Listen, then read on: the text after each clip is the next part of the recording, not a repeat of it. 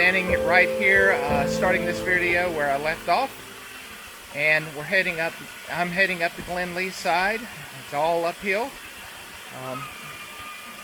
Onondoga was all downhill, so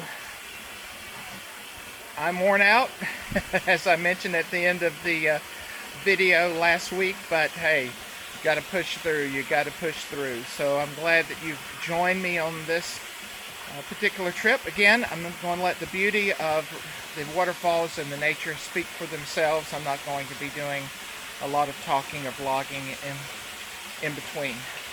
So I hope you enjoy it, and I will talk with you again at some point a little bit later in the hike.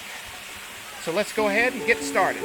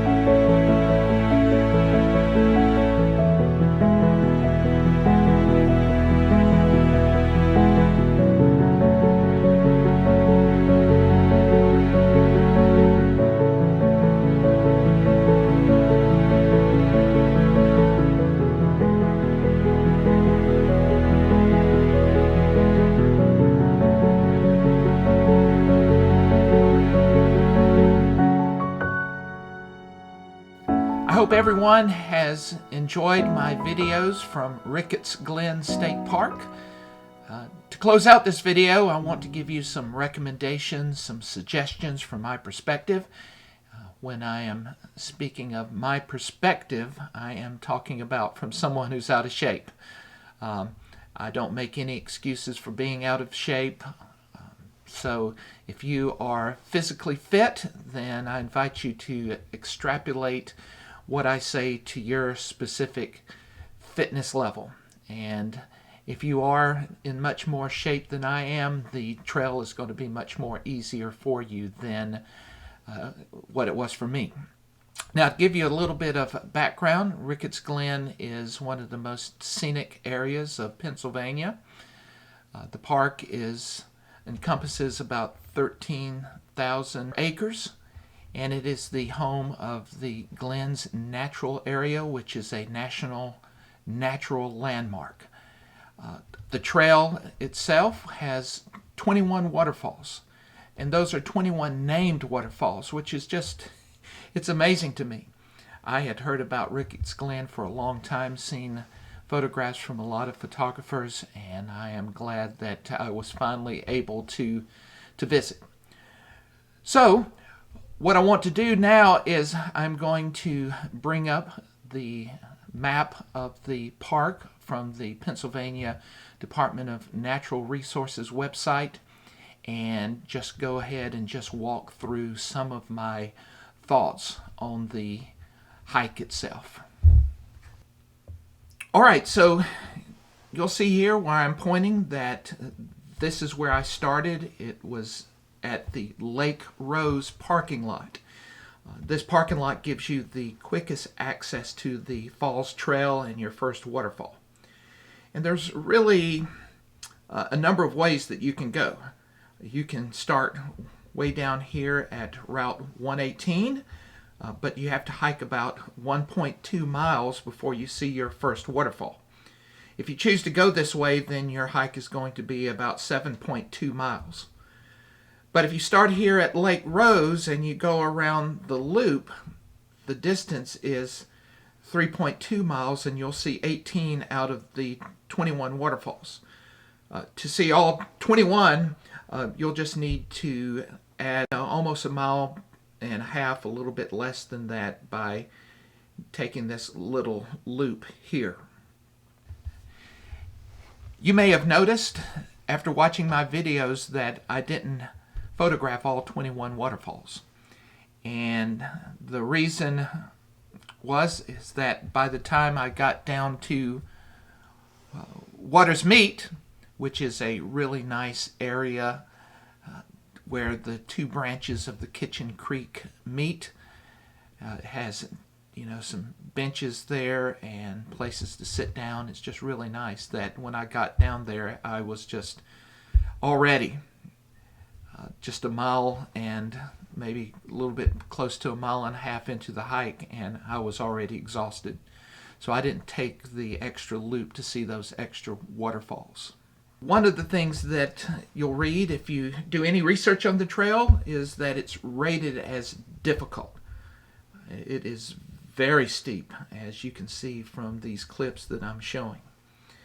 Now, these clips really don't do the steepness justice, because the elevation difference from starting here at the top at Lake Rose and all the way down to this last waterfall is about 1,000 feet. And it's around 1,000 feet all the way up to the top of the Glen Leigh section. There are a lot of steps that have been cut into the rocks, and they're often wet and especially narrow and can really be slippery. In fact, you'll notice from this video clip that I showed last week how careful the people are as they're walking down the trail. I thought this was the scariest part, because you're coming in at the top of the tallest waterfall, which is 94 feet, and there was a 70 to 80 foot straight drop off. In fact, the trail came in at the top of many of the waterfalls, so you had varying heights of drop-offs that you had to be careful about. Many of the reviews that you read and the information that you get on sites like All Trails and TripAdvisor, if you read those, it'll almost frighten you out of going on the trail. In fact, I was sort of leery and was wondering whether I should even go on this hike or not in the physical condition that I was in. But I survived, which is good.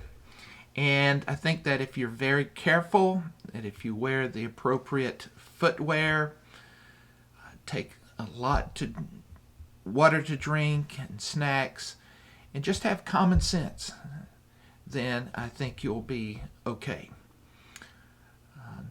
Don't let those descriptions scare you, but you do. Let me emphasize that again. You do need to be very careful when you are hiking this particular trail. So I'm glad that I had my walking poles that I made out of my old tripod legs. I think they gave me even more balance as I was walking down and helping me to walk up to give me a little bit extra support. So some other suggestions here is that I would highly recommend that you get to the trail, whichever parking lot you start, very early, because those parking lots fill up. One thing about this park is that it gets very, very busy with a lot of people. I got there about 7 o'clock and there were plenty of parking spaces, but once I was on the trail for a couple of hours, then it really started getting crowded. And some of the, not some, but there are many places on the trail that really are just wide enough for one or two people. So you have to sort of, take turns going up or down the trail. In my opinion, and you can read different opinions about this depending upon where you read, but you can go, if we look at the map here, you can go counterclockwise, which is the way that I went, and then finish the hike on a relatively flat trail. Or you can go clockwise and hike the Highland Trail first. I chose counterclockwise because you hit the first waterfall very quickly and then end up being able to relax once you finish the Glen Leigh side on a relatively flat hike there on the Highland Trail. But as I already mentioned earlier, I was exhausted. So it was absolute torture to hike that last 1.2 miles. I sort of wish I had gone the opposite direction. Even though I would have had to hike up Onondoga Glen, and that would have been tough, at least once I got to that last waterfall, I would have only had about a half a mile or less to my car. But that's something that you would need to think about, read the different opinions, and that will help you maybe to decide, because each way has their pros and each way has their cons. So again, I just want to say that if you hike the trail, just be very careful, and that's what I was. I was very careful, and I walked very slowly. I made sure that I was watching where I stepped, because I mentioned about the rocks and the wet, but there are a lot of roots on the trail, and just things like that could really, if you're not careful, cause you to trip or fall. So as I was taking it slowly, being real careful, stopping at the waterfalls to take photographs and do video of the waterfalls, it took me around 9 hours to hike the trail. That might seem like a lot, but I was stopping a lot to rest. I was stopping at all of the waterfalls and taking my time there. Now, one good thing is that most of the people who are hiking the trail, they're just there hiking the trail.